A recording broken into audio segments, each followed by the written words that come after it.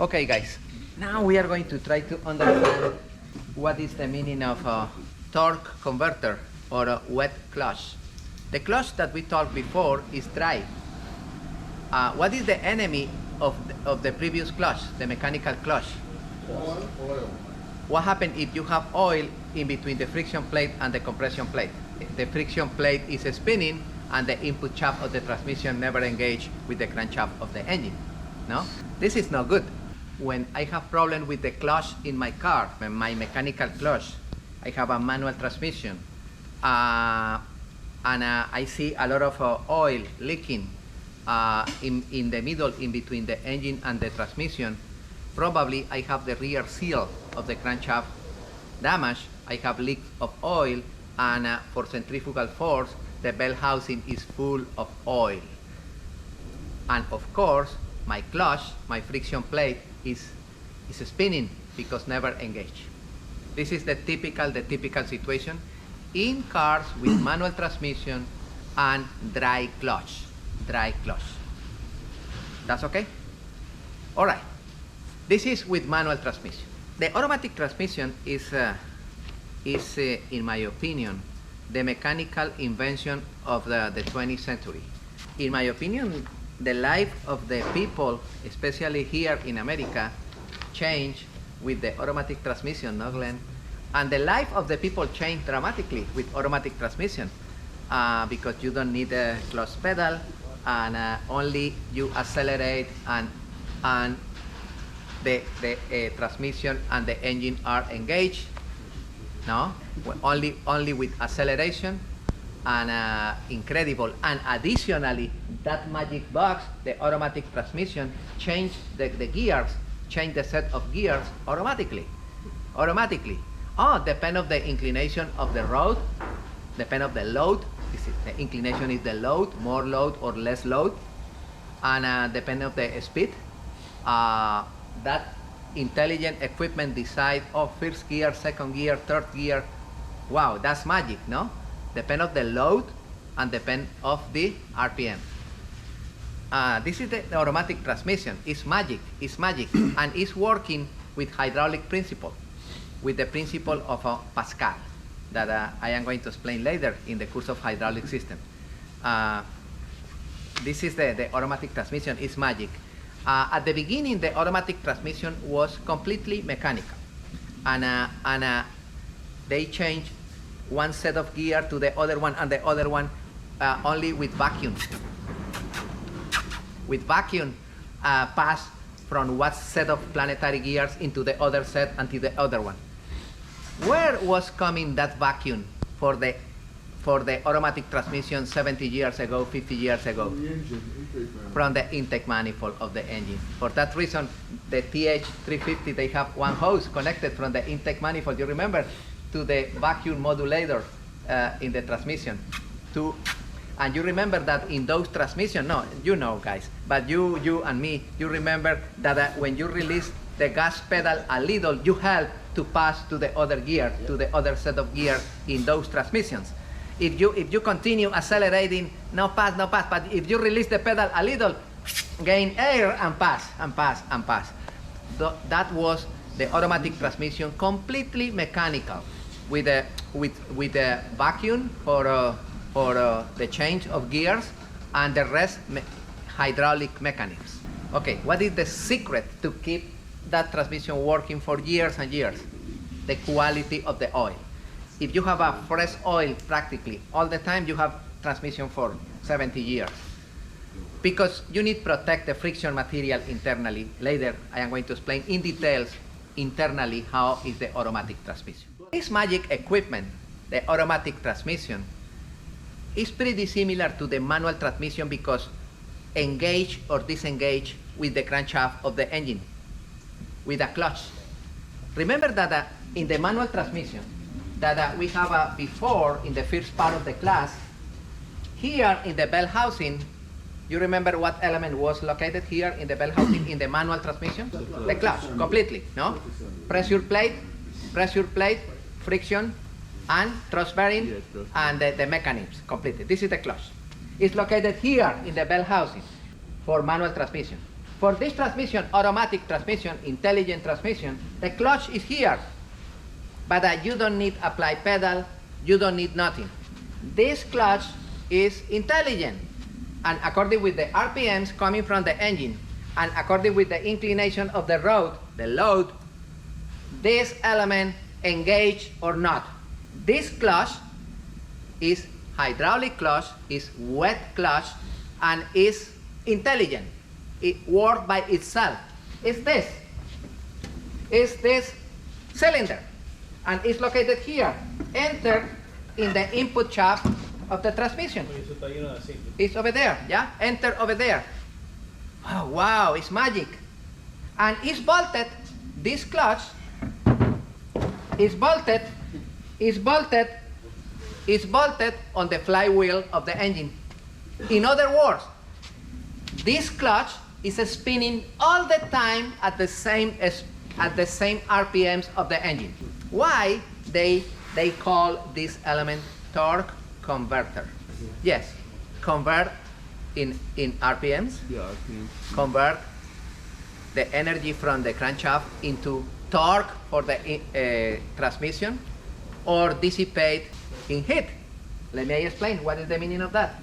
Now we are going to check what happened internally in this magic element, the torque converter. What happened? Why that element works? Okay, this is the clutch. How the clutch works. Remember in the previous transmission, in the manual transmission, the friction plate is always together with the friction plate, guys. This one is always connected with The engine. the input shaft of the transmission. And this one, the pressure plate, is bolted on the flywheel. Look at this. This one is spinning free in between the flywheel here and the pressure plate. The pressure plate is bolted on the flywheel. This one is free in between both of them. And this shaft is the shaft of the transmission. That's okay? The friction plate is always connected with the transmission. It's not called a clutch. Excuse me. And this one, the pressure plate, is bolted on the flywheel of the engine. That's okay? This one is bolted on the flywheel, and the friction plate is in sandwich in between. But the input shaft of the transmission is connected with the friction plate. Okay. Only when the pressure plate compress against the flywheel, the friction plate is connected, and the input shaft of the transmission is connected with the crankshaft. Everybody follow me? Okay. Only in that moment. Okay, let me check how is the process to connect the input shaft of the transmission with the crankshaft of the engine in an automatic transmission. Because we need the same. We need to connect the input shaft of the transmission with the crankshaft of the engine to engage. Let me check that mechanism. I want to connect the input shaft of the transmission with the crankshaft to engage. The principle of operation of this equipment is this. Suppose that you have a couple of ventilators, a couple of fans like this. You have a couple of fans. I have a question. I have those two fans. This fan and this fan. This fan is not connected to the power. And this fan is connected to the source of power. That's okay? All right, pay attention. If I have two fans, one in front of the other one, identical fans, they are the same. What happened when the first fan is powered? What happened with this one? This one is not powered. And this one suddenly is powered. What happened with this? Start to spin. Yeah. What happened if I increase a lot the RPMs of this? What happened with this? Try to spin at the same speed of this one. Yes or not? What happened if I increase more and more the RPMs of this one? What happened with this? Spin a lot and suddenly try to move forward because the pressure from this is too much. Yes or not? Anybody follow me? Look, this is off and this is on. Low speed. Okay, you see the blades of this spinning. You increase the RPM of this, more speed on the blades. You increase the RPM, more. You increase a lot, this one is spinning a lot, and suddenly you move it, that one. You push that one. if you powered that one, at the beginning is spinning. Yeah, it's spinning, it's spinning, it's spinning, and in a couple of seconds will be spinning at the same speed. If I continue increasing the speed and the speed and the speed in the first one, this one try to move it forward.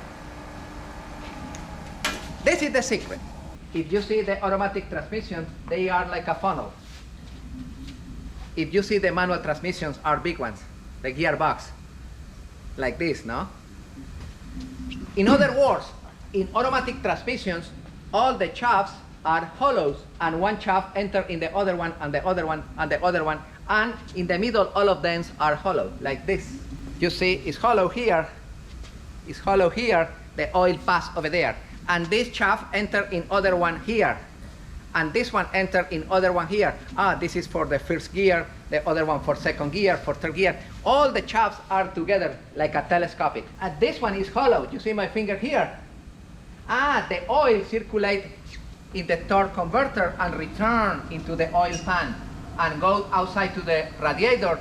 The temperature of the oil decrease, return here, and once again enter here because the shaft is hollow. All right? Nice.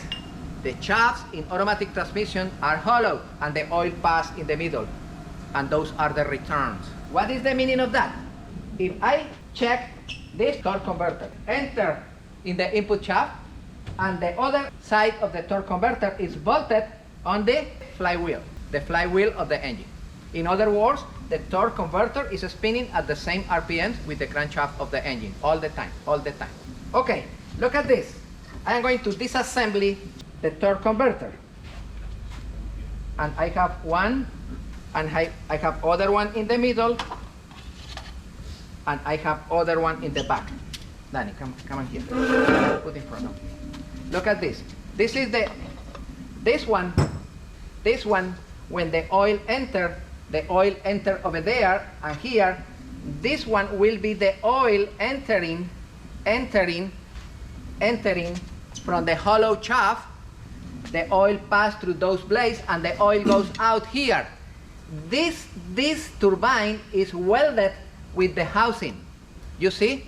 This turbine, the blades of this turbine are welded in the housing. In other words, this turbine is spinning at the same RPM of the engine because this is together with the housing. And the housing is bolted on the flywheel. Yes or not? And this turbine, look at this. This turbine, look at this turbine, is free. And this turbine, the shaft of this, the input shaft of the transmission enter here and engage here. This is like the friction plate in the manual transmission. You remember? This one is spinning together. This one is spinning with the input shaft of the transmission. And this turbine is spinning with the housing of the torque converter. This turbine is spinning with the crankshaft of the engine. And this one is free or spinning with the input shaft of the transmission. Okay, pay attention. This one is free here. This one is free here. This is the fan that is not powered. And this is the fan that is powered with the RPMs of the engine. Excuse me, if I accelerate the engine in idle, the oil going out here and here is at high pressure? Excuse me, if I am in idle, the oil entering here and going out here is going at high pressure? No, low pressure. For that reason, in idle in your car, if you release the brake pedal, the car try to move it a little. Try, but it's not moving. If you accelerate a little, that oil goes with high pressure and enter in this turbine and spin this turbine free, and more. If you accelerate a little more, this turbine try to move it forward, and this friction element engage with the housing of this that is bolted with the crankshaft and engage with the crankshaft. Let me explain again. This one is free in front of this. This one is spinning at the same speed of the RPMs of the crankshaft.